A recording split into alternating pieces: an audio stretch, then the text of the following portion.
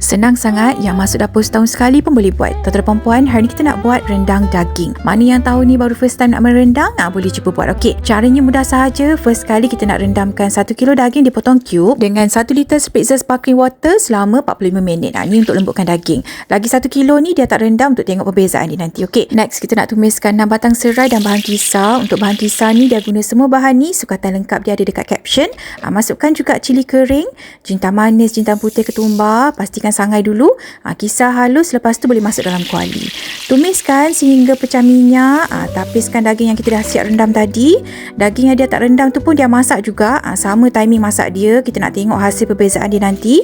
Masukkan 1 liter santan, gula nisan, daun limau purut, asam keping dan juga garam secukup rasa. Biarkan rendang ni masak dengan api sederhana. Next, rendamkan bunga chrysanthemum dalam air panas. Ini bukan nak masuk dalam rendang tau. Ini untuk kita minum. Okey, masukkan air sirap longan. Lepas tu boleh letakkan buah longan, ice cube dan last sekali spritzer sparkling water. Ini zero sweetener and sugar. Sangat refreshing, memang sesuai, sangat hidang dengan rendang kita. Mana rendang kita tadi? Santan pun dah surut, daging dah empuk. Last sekali boleh masukkan daun kunyit dan 3 sudu besar kerisik. Kalau suka rendang kering, boleh biarkan masak lama sikit. Okey, siap dah rendang kita. Ini hasil yang direndam dengan spritzer sparkling water. Lembut. Ini pula daging yang tak rendam tadi. Jadi mana yang nak mudah masak rendang daging untuk raya nanti, boleh guna spritzer sparkling water untuk lembutkan daging. Okey, memang something sangat. Jangan lupa share dengan dia hasil korang lepas cuba resipi ni. Selamat Hari Raya Aidilfitri dan jangan lupa cuba tau. Bye-bye.